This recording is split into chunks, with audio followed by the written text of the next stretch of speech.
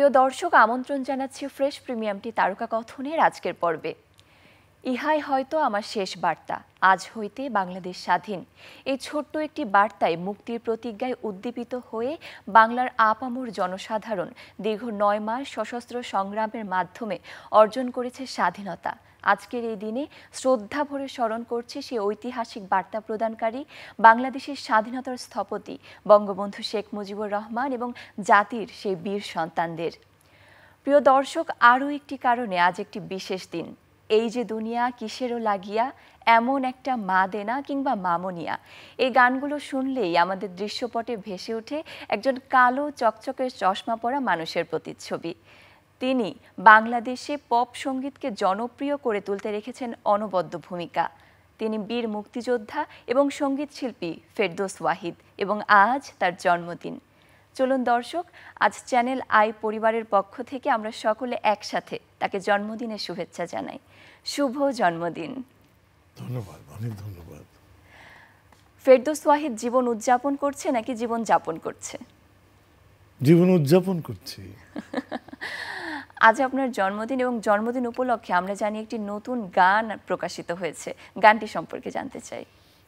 গানটি জীবন গল্প এর নাম। গানটি লিখেছেন নজরুল শেখ এবং সুর করেছেন পিজিত মহাজন। এটা একেবারেই নতুন একটি ছেলে, খুবই উজ্জ্বল, প্রতিভাময়।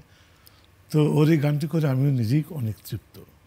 এবং গানটি জীবনমুখী গান, ভাববার বিষয় আছে। এবং এখন থেকে আমি আরও গান করছি। এই মাসের ঈদের আগে একটি গান আসবে আমার ডক্টর কাজী বেন্ডুরির লেখা। ওনার সঙ্গে আমার ডক্টর শাকুর সাহেবের মাধ্যমে, এটা লাংস ফাউন্ডেশনের, ওনারা দুজনই বিশেষজ্ঞ, ফুসফুস বিশেষজ্ঞ। লাংস ফাউন্ডেশনে একটি গান বললো, আপনি আসেন শাকুর সাহেব, আপনার সঙ্গে একজন গীতিকারের পরিচয় করিয়ে দিব। তো গেলাম, দেখলাম ডক্টর কাজী বেন্নুর, উনিও কিন্তু একজন বিশেষজ্ঞ, বললো উনিই লিখবে। তো ওনার গানটা দেখে তো আমি অবাক, এত সুন্দর গান ডাক্তার সাহেবরা কী করে লেখে। তো এরপর থেকে আমি ওনাকে বলেছিলাম একটা গান করে দিতে আমাকে, দুই বন্ধুর। তো বন্ধু চিরকাল, এই গানটি আসবে ঈদের আগে। বাহ, খুবই ভালো। বর্তমান কর্মব্যস্ততা কি নিয়ে? গান নিয়ে কি কি গান? গানের কর্মব্যস্ততা আমার কিছুই আছে, মোট 23-24টি গান আসছে, এগুলোর ভিডিও শুরু হয়ে গেছে। এগুলি সবই কিন্তু জমকালো গান, আমি আর ওইভাবে না, যেগুলো গঠনমূলক। এবং এর মধ্যে সিনেমার গান আছে, আমার নিজের ছবির 3টা গান, সব মিলে এগুলো আসছে। এটির একটি ব্যস্ততা। এছাড়া গ্রামে থাকি, আমার এখানে কি বলবো, নৌকো বাড়ি, ওটায় থাকি সপ্তাহে 2 দিন। পড়াশোনাটা হয়, গান লেখালেখি বলেন হয়, এগুলো হয়। একাকিত্বে যেমন নীরবতা, তেমন কিন্তু সৃষ্টিশীল কাজও হয়। বেশ দারুণ। প্রিয় দর্শক, চলুন দেখে আসি ফেরদৌস ওয়াহিদের নতুন গানটি জীবন গল্প। চমৎকার একটি গান, এবং আমি মনে করি এই গানটির সাথে অনেকেই জীবনকে মিলিয়ে দেখতে পারবেন। আপনি কিছুক্ষণ আগেই বললেন যে আপনি গ্রামে থাকছেন, এবং আমরা জানি প্রায় 3-4 বছর ধরে আপনি গ্রামে থাকছেন। এই গ্রামে থাকার পেছনে চিন্তাটা জানতে চাই। এটা আমি বলবো আজকের আমার অভিলাষ না, বা এটি 30-35 বছরের একটি স্বপ্ন আমার। এখন থাকি 5 বছর থেকে।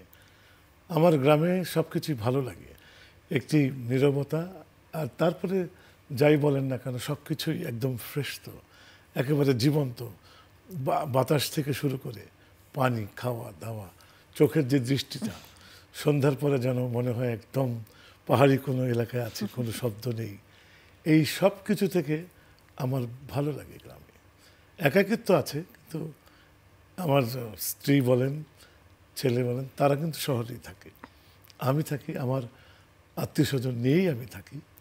ওখানে আমার ছোট বোন রুমা, তুহিন, 2 বাচ্চা, আয়ান, তারপর ইরামণি, এরাই আমার সব সঙ্গী ওখানে। ভালোই লাগে, এবং ওদের রান্নাবান্না সব কিছু মিলিয়ে চমৎকার একটি জীবন। বাহ, দারুণ। আপনি আপনার ছেলের কথা বললেন, এবং সম্প্রতি আমরা দেখি নানা পারফরমেন্স আপনার দেখতে গেলে আপনি এবং আপনার ছেলে দুজন একসাথে পারফর্ম করছেন, স্টেজ শেয়ার করছেন। এই অনুভূতিটা কেমন? খুব ভালো। তবে সে সঙ্গে বলবো যে স্টেজ শেয়ার করছি, খুবই ভালো লাগছে। তবে সামনে সামনে কিন্তু আমার যেটা মনে হয় আমার নাতি চলে আসছে, হাবিবের ছেলে। ও যে হঠাৎ করে আমি দেখলাম তো, ও পুরো গানটা বাজালো ওর একটা স্কুলের 50 বছর পূর্তিতে, বিশাল আয়োজন ছিল। তো ওখানে যে ও এইভাবে বাজাবে এটা আমি কল্পনাও করিনি। তো সুতরাং আপনি বরঞ্চ আমাকে জিজ্ঞেস করেন নাতির সাথে পারফর্ম করতে কেমন লাগলো, আরো ডাবল চমৎকার। ওর বয়স কত বা ওর নাম 11। আচ্ছা, ওর নাম আলিম ওয়াহিদ। বাহ, ও কিন্তু ড্রামে, ওর যে ভেতরে ছন্দ জ্ঞানটা কোত্থেকে এলো জানি না, হয়তো বাবারটাই ওর কাছে গেছে। আমরা দেখছি আপনি হাবিব ওয়াহিদ তার ডিরেকশনেও গান করেন অনেক সময়। ছেলের ডিরেকশনে গান গেতে কেমন লাগে? কঠিন। ওকে বাবা যখন থাকি আর কি, ছেলে যখন কথা বলে সেটা কিন্তু অনেক অনেক মধুর, কিন্তু যখনই সে পরিচালক, সঙ্গীত পরিচালক হিসেবে থাকে তখন বেশি কঠিন। যেমন আমি একটা ছোট ঘটনা বলবো, Sure. যে একটা জিঙ্গেল করছি আমি, তো ওখানে আমাকে ডাকলো, আমি ভাবলাম 30-40 মিনিট একটা জিঙ্গেল, 15-16 বার গাওয়ালো, বললো তোমার প্রেম উচ্ছ্বাস কই গেল আজকে, তোমার তো কিছুই আমি পাচ্ছি না। আমি বললাম কেন? বোধহয় আসছে না, প্রেমের কোনো অনুভূতি নাই, তুমি 1 সপ্তাহ পরে আসো। আমি 2 ঘন্টা চেষ্টা করার পর চলে গেলাম। 1 সপ্তাহ পরে আসলাম, ওটা হয়ে গেল 10 মিনিটে। বলে আজকে তো প্রেম কোত্থেকে আসলো। এই জিনিসগুলোর খুঁটিনাটি, একবার একটি গান আমাকে 122 বার করালো। তো এই জিনিসগুলো খুব পারফেকশনে থাকে। তো এটা ভালো, লক্ষণটা ভালো, সে কোনো ফাঁকি দিতে চায় না। এই যে এত লম্বা সময় ধরে আপনি বাংলাদেশের পপ সঙ্গীতে কাজ করে যাচ্ছেন এবং আপনাদের সময়কাল থেকে শুরু করে এখনকার সময় পর্যন্ত আপনাদের বিশাল একটা ফ্যান বেজ আছে এবং আমরা জানি যে যারা ফ্যান তাদের বিভিন্ন পাগলামিও থাকে পছন্দের যারা তারকা তাদের জন্য। আপনার জীবনে এমন কোনো ঘটনা আছে যে আপনার ফ্যান আপনার জন্য করেছে? আছে তো অনেক ঘটনা, কোনো বিশেষ ঘটনা আছে কিনা? হ্যাঁ, কয়েকটি আছে, তবে একটি ঘটনা আমাকে খুব বেশি নাড়া দেয়। কুড়িগ্রাম, ওখানে একবার প্রোগ্রামে গেলাম, হবে প্রায় 40 বছর আগের ঘটনা। তো প্রোগ্রাম যখন করলাম, তো রাত্রে এসছি, আমরা ঘুমিয়ে গেছি। তো এক ভদ্রমহিলা নাকি সকালে এসেছিলেন, আমার সঙ্গে দেখা হয়নি। তো আমার ম্যানেজার ছিল একজন, সে বললো যে স্যার ঘুমাচ্ছে, উঠতে পারবে না, আপনি বসতে পারেন। 2 ঘন্টা বেঁচে থেকে সে একটা ঠোঙা দিয়ে গেল, বলবে এটা দিয়ে দিবেন ওনাকে, ওনার জন্য আমি সারা রাত বসে এটা তৈরি করেছি। আমি তাকে দেখলামও না। আমি যখন গেলাম দিল জিনিসটা, বললাম কি ব্যাপার, বললো এটা দিয়ে গেছে, সারা রাত নাকি তৈরি করেছে। তো অনেকেই হাসলো, দেখলো, কিন্তু আমি যখন খুলে দেখা, প্রথমে ওকে একটা ধমক দিলাম, কেন সে আমাকে ডাকলো না। বলে আপনি তো ঘুমাচ্ছিলেন, কি করব। কিন্তু আমার খুব ভালো লাগছিল, মায়া লাগছিল, তার জন্য একটি শ্রদ্ধা তৈরি হলো। সেটা হলো না হলেও 20 ফিটের একটা বকুল ফুলের মালা উনি নিজের হাতেতে তৈরি করেছে, সারা রাত ঠিকই করেছে। এটা আমি কোনোদিন ভুলবো না। আমি নিয়ে এসেছিলাম, অনেকদিন ছিল আমার কাছে এটা। এই যে মানুষের প্রতি শ্রদ্ধা, আবার বলতে পারি শিল্পীদের প্রতি দর্শক ভক্ত শ্রোতাদের শ্রদ্ধা, এর কোনো তুলনা হয় না। আপনার ফ্যাশন স্টেটমেন্ট নিয়ে অনেক আগ্রহ। আপনার এই ফ্যাশন স্টেটমেন্টের পেছনের আমি রহস্যটা কি? ছিলাম তো পাশ্চাত্যে, বড় হয়েছি ওখানে, কৈশোর কেটেছে। বড় বলতে 14-15 বছর থেকে। তো থাকতে থাকতে যেটা হয়, ওদের গান বাজনা দেখতাম, তখন ছিল এলভিস প্রেসলি, সে তো অনেক পরে মাইকেল জ্যাকসন। এলভিস প্রেসলিকে অ্যাজও রক ডাকা হয়, দি রক। তো সে তখন তুমুল পৃথিবীতে, শুধু নর্থ আমেরিকাতে না। তো তার গান খুবই দেখতাম, সব কিছু মিলে। তারপর টম জোন্স, এঙ্গেলবার্ট হ্যাম্পটিং, জনি ক্যাশ, এরা আসলো। তো এই জিনিসটা আমার রেখাপাত করতো, কোনোদিন যদি দেশে যায়, বিশেষ করে এলভিস প্রেসলি, তার ডিজাইন, ড্রেস আপ, তার পারফরমেন্স, এগুলো আমি খুব লক্ষ্য করতাম। কোনোদিন যদি দেশে যাই, শেষ দিকের কথা বলছি, 78-79, আমি বুঝলাম দেশে একটা ঝামেলা চলছে। তারপর তো স্বাধীনতা যুদ্ধ শুরু হয়ে গেল। তখন কল্পনাই করতাম যদি কোনোদিন দেশ স্বাধীন হয়, প্রথমেই চলে যাব, কাউকে কিছু জিজ্ঞাসা করব না, চেষ্টা করব এই গানকে তুলে ধরার জন্য। আমরা জানি আপনি বাংলাদেশে যখন পপ সঙ্গীত প্রথম আসে সেই সময় ধরে কাজ করছেন, তখন পপ সঙ্গীত যখন শুরু করলেন মনে হয়েছিল কিনা যে এটা দর্শক জনপ্রিয়তা পাবে কিনা, বা ধারণাটা কেমন ছিল? এর আগে আমাকে নিশ্চয়ই স্মরণ করতে হবে ফিরোজ শাহী, প্রয়াত ফিরোজ শাহী, প্রয়াত আজম খান, ফকির আলমগীর, পিলু মমতাজ। এখানে সবাই মিলে আমরা একটা পরিবার ছিলাম। তো এটার মধ্যে আমি সবচেয়ে বেশি বলবো যে সাংগঠনিক অবদান ফিরোজ শাহী এবং জনপ্রিয়তার শীর্ষে প্রথম মুকুট যার মাথায় ওঠে আজম খান। সবাই সম্মিলিত প্রয়াসে এটা হয়েছে। আর এখানে তখন অবশ্যই একটা ভীতি ছিল, এবং প্রকাশ্যে না হোক ইনডাইরেক্টলি তো বলাই হতো যে এরা দেশের সংস্কৃতিকে একেবারে ডোবাচ্ছে, শেষ করে দিচ্ছে একটা শ্রেণী। আবার আরেকটা শ্রেণী কিন্তু খুব সাপোর্ট করতে লাগলো। তার মধ্যে তৎকালীন বিটিভির প্রডিউসার ছিলেন মুস্তাফিজুর রহমান সাহেব, আমাদের আজকের সৎমনের মানুষ আব্দুল্লাহ আবু সাইদ স্যার ছিলেন। ইনারা খুব সাপোর্ট করেছে। তো এটা দুইটা ভাগ ছিল। যেমন আমি একবার গান করলাম টিভিতে, এই যে দুনিয়া, যে গানটা নিয়ে কথা হচ্ছে, তো পরদিন পত্রিকায় আমার ছবি সহ কোট টোট পড়াছিলাম, দেখলো কোট প্যান্ট পরা মৌলবী। এই জিনিসগুলো হতো। আমরা কখনো নিরাশা হতাম, কখনো নিরাশা হতাম না। এই যুদ্ধ করেছে, কিন্তু যুব সমাজ এমনভাবে, আজমের গান যখন প্রথম বের হলো, এটা আমি নিজেও চমকিত কিভাবে মানুষ নিল। যেমন সেই সময় সাবিনা ইয়াসমিনের সে যে কেন গানটি আসলো, পরপরই আজম খানের ওটা আসলো, এবং ঢাকা রেকর্ড কোম্পানি আমার হাত দিয়েই সব কিছু হয়েছিল ওগুলো। এই গানগুলির তত্ত্বাবধানে ছিল আমার গুরু আলম খান সাহেব। তো এই গানটি যখন বার হলো, যে উচ্ছ্বাসতা, উন্মাদনা দেখলাম। রেকর্ডটি আমার কাছে 9টা এসছে, আজম নিজেও জানেন 9টা বার হয়েছে। ওর বাসায় গেলাম, বন্ধুবান্ধব নিয়ে বসেছিল, বললাম খাওয়া। বলে কী ব্যাপার, তুই কী খাইতে চাইলে হঠাৎ করে? কি মানে, তুই খাওয়া আগে। ও কথা বললো না। 50 টাকার বিরিয়ানি, এই কী বলি, সিঙ্গারা, পুরি টুরি অনেক কিছু ভরে গেল। খাওয়া দাওয়ার পর আমি ওকে দিলাম, এই তো আজকে এটা বের হয়েছে।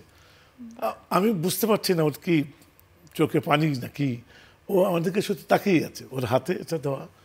ওর যে আনন্দ খুশিটা নিজের জন্য, তো একজন বড় মুক্তিযোদ্ধা, নিশ্চয়ই ও ভাবছিল নতুন কিছু হয়তো আমি দিলাম যুদ্ধের পরে, দিয়েছো তাই।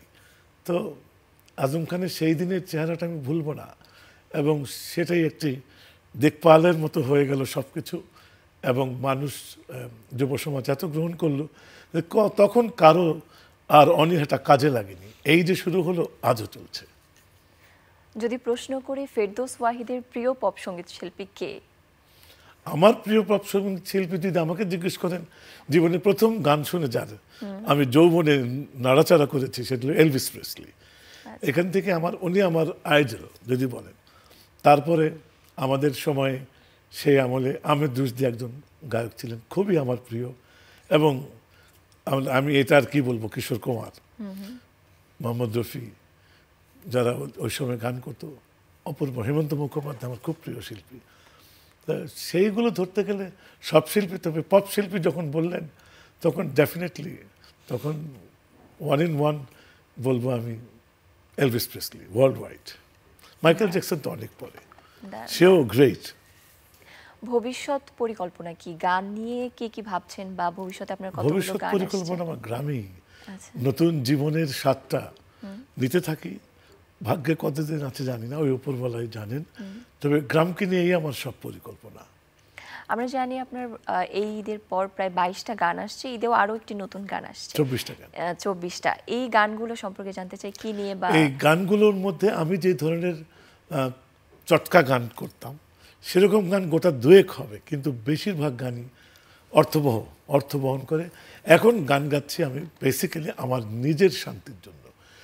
এতে যদি মানুষের শান্তিটা আসে, আমি ভাববো এটা আমার ভাগ্য এবং প্রচেষ্টা সফল। আর যদি জানি না মানুষের তরফ থেকে কি আসবে, আমি ভাইরাল এসব চিন্তাও করি না।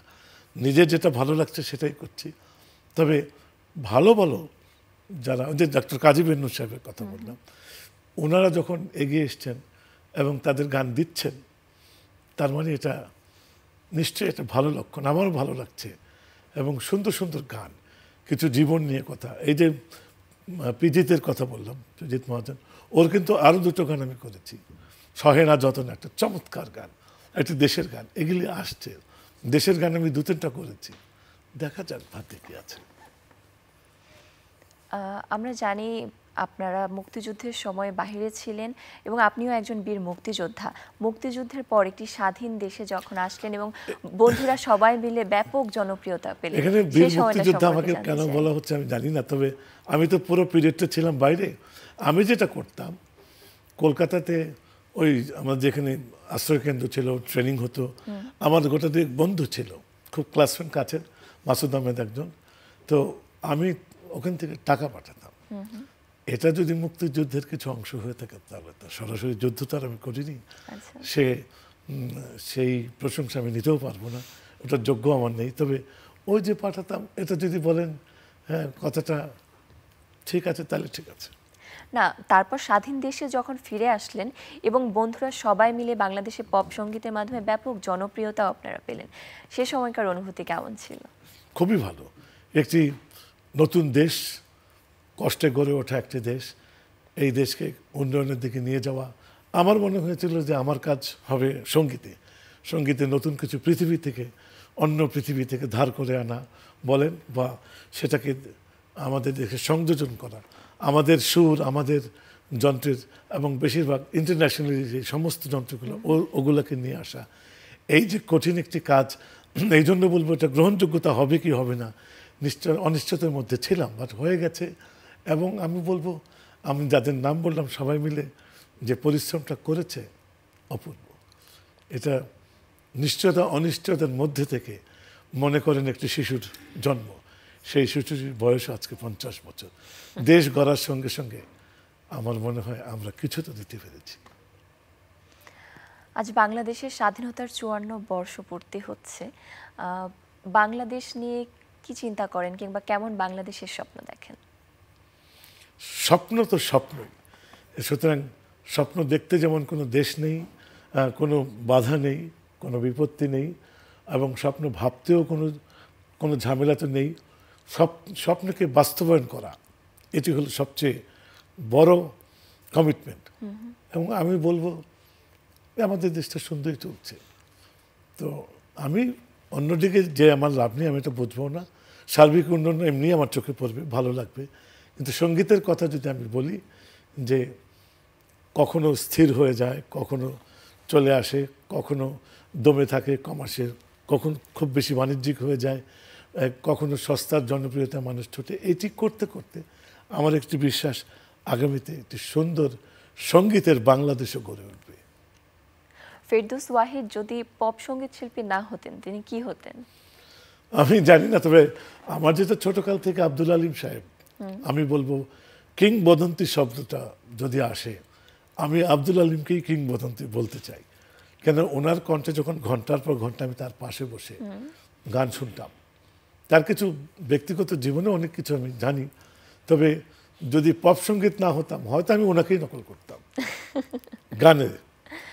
এখন যারা পপ সঙ্গীতে আসতে চায় বা সঙ্গীত নিয়ে যাদের আগ্রহ আছে, তাদের জন্য আপনার কোনো কিছু বলার আছে কিনা? অবশ্যই বলার আছে, শুধু এটুকুই বলবো যারা করছে তাদেরকে সাধুবাদ, ভেরি মাচ ওয়েলকাম। আমরা যে কিছুটা বৈরী ভাবনার মধ্যে ছিলাম, আমার মনে হয় না তোমরা এগুলোর মধ্যে আছো, তোমরা অনেক সহযোগিতা পাচ্ছ। আমি শুধু এটুকুই বলবো, এই সন্তানগুলো যেন অস্থিরতা না ভোগে, সস্তার দিকে না চলে, এবং প্রকৃত শিক্ষা এবং প্র্যাকটিসটা রাখতে হবে।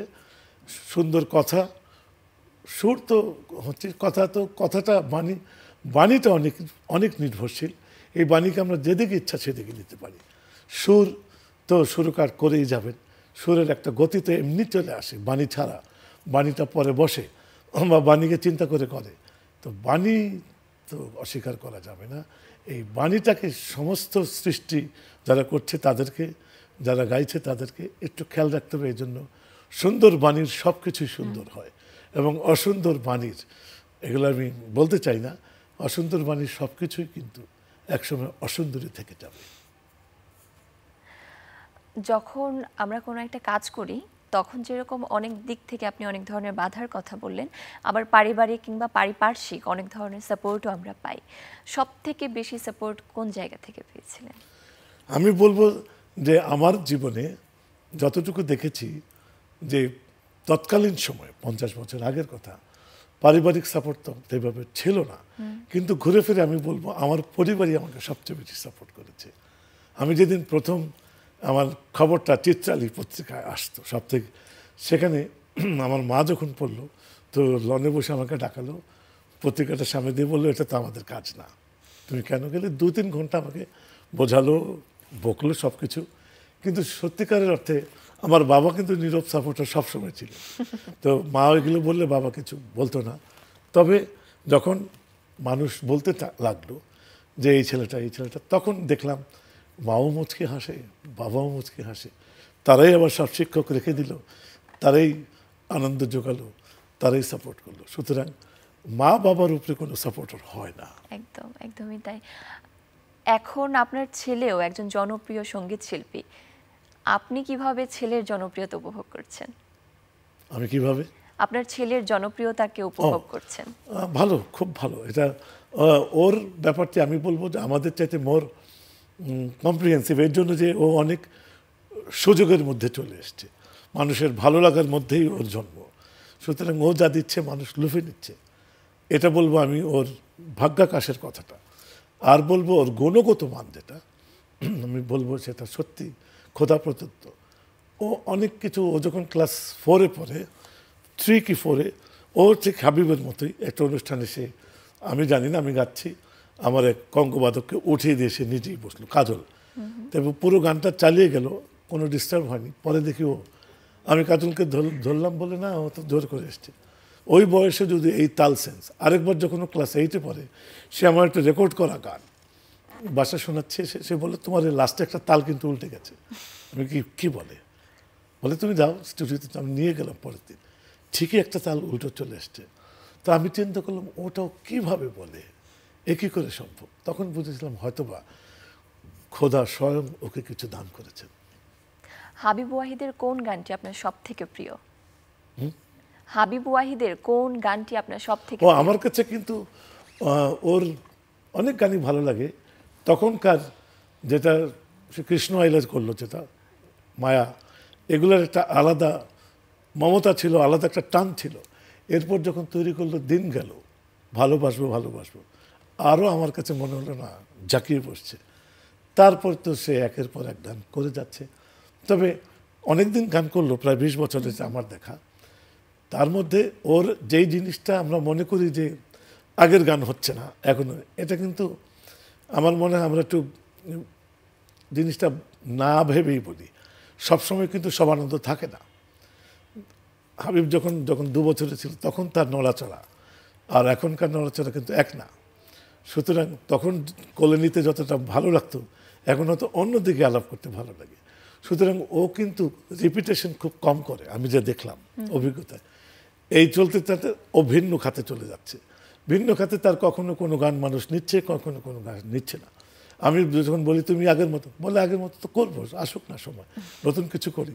আবারও ফিরে আসে হয়তো 5-6 বছর আগের। এমনি করতে করতেও কিন্তু টিকে রয়েছে। এবং ওর সবচেয়ে বড় গুণ হলো মিউজিক কম্পোজিশনটা। বেসিক্যালি তো গায়ক হলো পরে, তো ওর মিউজিক কম্পোজিশন, আর যেটার উপরে সে পড়াশোনা করলো অডিও সাউন্ড ইঞ্জিনিয়ারিং, তো ওর মিক্সিংগুলো যদি আপনি শোনেন, এটা আমিও দেখেছি। সবচেয়ে বেশি অবাক হয়েছিলাম ওর যে ডিরেক্ট টিচার ছিল ওইখানে, সেই ভদ্রলোক কিন্তু একবার বেরিয়ে তাকে দেখতে এসেছিল এখানে। তো সে যখন শুনেছে তার স্টুডেন্ট এত নামটাম করেছে খুব, তো হাবিব এমনি বলেছিল আপনি একবার বেড়াতে আসেন। তো এখানেই ছিল, সব কিছু হাবিবই দেখাশোনা করেছে এবং সে তাকে খুব দোয়া করে গেছে তার হাতে সে। তো এই যে পারফেকশনটা, এটা থেকে আমার মনে হয় যে আল্লাহ যতদিন বাঁচিয়ে দেখে ও ঠিক আছে। অনেক ধন্যবাদ ফেরদৌস ওয়াহিদ আপনাকে। পাঠক সমাবেশের পক্ষ থেকে আপনার জন্য রয়েছে একটি শুভেচ্ছা বই, আমি পৌঁছে দিচ্ছি আপনার কাছে। প্রিয় দর্শক, বাংলাদেশের স্বাধীনতার 54 বছর, স্বাধীনতার এই পতাকাকে বুকে ধারণ করে সকলে একসাথে মিলে একটি সুন্দর বাংলাদেশ গড়ে তুলি। আপনারা সকলে ভালো থাকুন, সুস্থ থাকুন, সেই প্রত্যাশায় আজ এখানেই বিদায় নিচ্ছি।